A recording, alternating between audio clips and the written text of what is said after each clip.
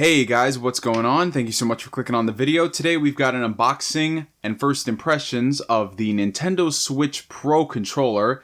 Like many things on my channel, I actually have a story as to why I picked this up, because I'm sure you guys have noticed with the Nintendo Switch, I have been pretty, well, let's just say 180 as far as things go with the console. If you couldn't tell by my first impressions of it, the games I picked up, don't mind these guys over here. They will get their videos soon enough.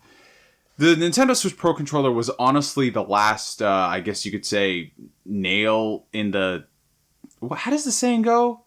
Nail in the coffin? Right? I was so tempted to say nail in the bucket for whatever reason. I'm not even sure what's going on today. This was an accessory that honestly was kind of mandatory if you owned the Switch. Well, if you wanted to have a traditional playstyle.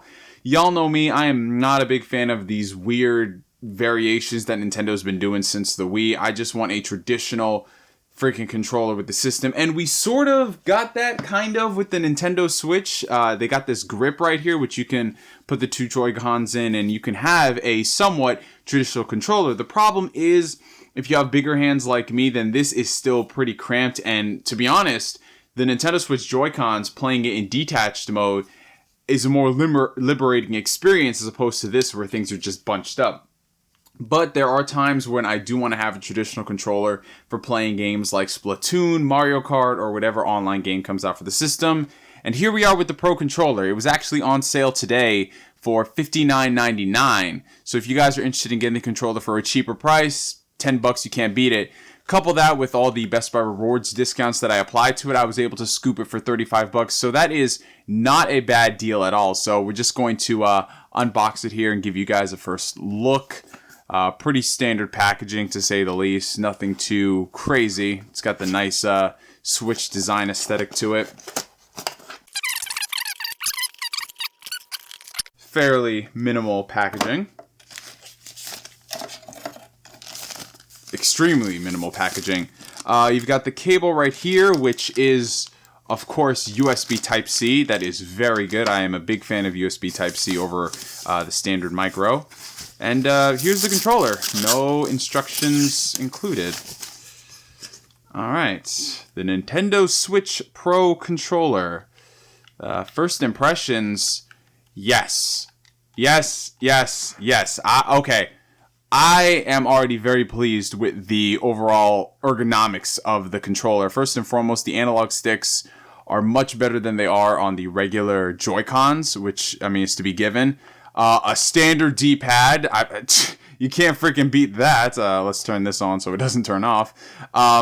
Actual buttons, they have some weight to it. So again, I know I'm kind of hard on the Joy-Con controllers here. I understand what they're going for with this, but nothing beats having a traditional freaking controller. You know what I'm saying? It honestly feels a lot like the Xbox 360 controller, which I know you've heard parroted numerous times from people.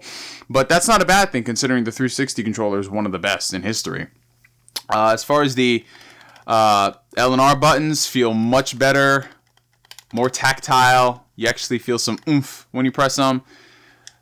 Again, not the biggest fan of the digital triggers, but on the Switch Pro controller, they are somewhat more tolerable. I just wish that if they were going to make a $70 controller, they would have included pressure-sensitive triggers. I'm sorry, for playing first-person shooters and racers, nothing beats having the triggers. It's just the standard, you know? But yeah, this is pretty dope. You have the charging port up here, a little plastic, which we will take off. Usually I leave those things on for like 3+ years just so it doesn't get messed up. Who else does that? I know y'all have done that before. Don't you lie to me. Comfort-wise, it's great, man. They got these nice grooves in it, and it just feels very comfortable in the hand. The closest thing that I have here for comparison is my PlayStation 4 controller, which is actually my favorite controller right now. Again, they went back to the drawing board and they figured out what works and what didn't work. The only exception being is that the battery on this is pretty poor. It's under 10 hours, but hey, I mean, it's a rechargeable battery, so what can you expect? And it doesn't help that they got the light bar here, so that also drains. Hopefully this one gets much better battery out of it. We will see with the tests. And yeah, you guys, that's all I have to say about the Nintendo Switch Pro controller. I am going to charge this up and then give you guys some first impressions of it. Alrighty, y'all, it's been a few hours since I unboxed the Switch Pro controller. I let it charge, and I also got a chance to play through a couple of games with this different format. First and foremost, like I mentioned when I unboxed the thing, this is a very, very comfortable controller. I cannot stress that enough. And that's very surprising because when it comes to controllers, it usually takes me a couple of days, couple of weeks, and in some cases, a couple of months to get really acclimated to it. But this just straight out the box feels right at home. It really does remind me of the Xbox 360 controller in every way, shape, and form. I mean, people have said that about the original Wii U Pro controller, so that should be no big surprise here. This is just an upgraded version of that. I actually enjoyed this one a little bit better because while the 360 controller was great and all of its beautiful design flaws, it did have a tendency to be too bulky. That's why I think a lot of people didn't get much enjoyment out of it. I personally think the Switch Pro controller is a great blend between the DualShock 4 and the 360 controller. So if you are looking for something that's in that ballpark, you can't go wrong with this.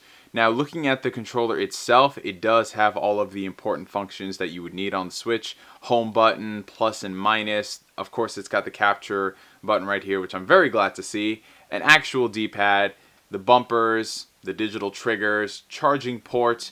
One thing that I'm actually kind of sad they did not include is a built-in headphone jack. This is something that I guess goes along with some of my other complaints with the Nintendo Switch as a whole. There's no freaking way for you to get a proper enjoyment out of this system without it being cumbersome.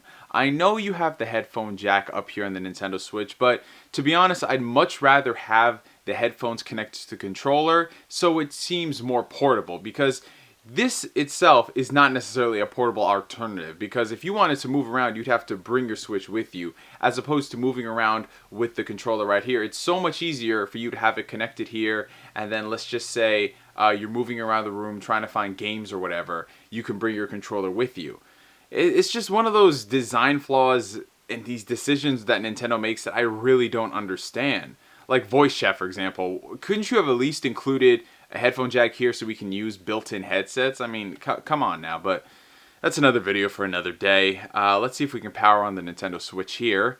All you have to do is just hit the home button once it's synced, and then you are good to go, man. So as you can see right here, I was playing some The Elder Scrolls V Skyrim. Didn't play too many games here outside of Skyrim. I Am Setsuna and Splatoon 2, and I gotta say, throughout all these games, I think that the Pro Controller performed exceptionally well, and I think it's personally the best way to play these games, especially something like Splatoon 2, a shooter. Just having an actual analog stick as opposed to this little nub is just, it makes a world of a difference. I mean, I probably still suck at the game regardless, but you know, it's just nice that you have the best way for you to play available. And yeah, that's pretty much all I gotta say about the Switch Pro Controller. I am enjoying this. I definitely think this will get me to play the Switch more when it's in docked mode, because as it stands, I play the Switch more out and about when I'm on break at work, and of course I use the Joy-Cons as well. So this thing right here might get me to dock my Switch and play it at home, especially for the bigger games like Xenoblade 2, which comes out this week. Something interesting to note about this is the battery life of the controller. Now, this is going off of the box itself, but Nintendo claims that this controller, upon each charge, you get 40 hours of gameplay, which is friggin' insane, man. I mean, at first, I was kind of perplexed as to why the controller was $70. I thought it was just the usual Nintendo BS, but if you can get 40 hours out of this controller, to be honest, I don't think that $10 is that much of an issue, because look at it like this. You have the Xbox One controller, which uses AA's, and you have the DualShock 4, which uses rechargeable. Now, between the two, of course, the AA's are going to be the superior format, whereas the DualShock 4 is going to save you the most amount of money in the long run. So there are the trade-offs between the two. So the Switch Pro Controller is kind of the jack of all trades in that respect. Yeah, you're paying a little bit more for the HD rumble and the motion controls, but I think that as it stands, if you are going to buy a controller for the system, this is the best one to get. It is superior in every way, shape, or form to using the built-in Joy-Cons or the Joy-Con grips or whatever format you want to play. So yeah, guys, the Switch Pro Controller actually gets a glowing first impressions from me. Who knows? They might do a tournament edition where they have pressure sensitive triggers, a headphone jack, and the like. But who knows? One last thing before I go. Like I mentioned earlier, Xenoblade Chronicles 2 is coming out later this week, so I don't think I'm really going to have the time to do too many videos on Make the Switch since Xenoblade is such a vast game. But for the next time where I do an inevitable Make the Switch video, I want to know what you guys want to see.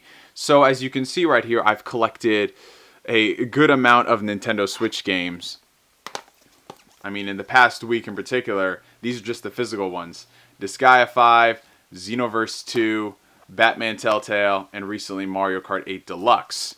So what games do you guys want to see me do videos on Make the Switch? What games are you on the fence about trying, whether you own it on the Switch, PS4, PC, Xbox One? I'll try my best to give you the perspective from a Switch owner. In terms of digital games that you guys might want to see impressions of, I have I Am Setsuna, Splatoon 2, and Wonder Boy the Dragon's Trap. Those are the 3 games that I've got digitally that I haven't done a video on. So definitely let me know down below in the comment section what y'all want to see. And from me to you for now, my name is NGS signing out. And like always, I will catch you guys later. Peace.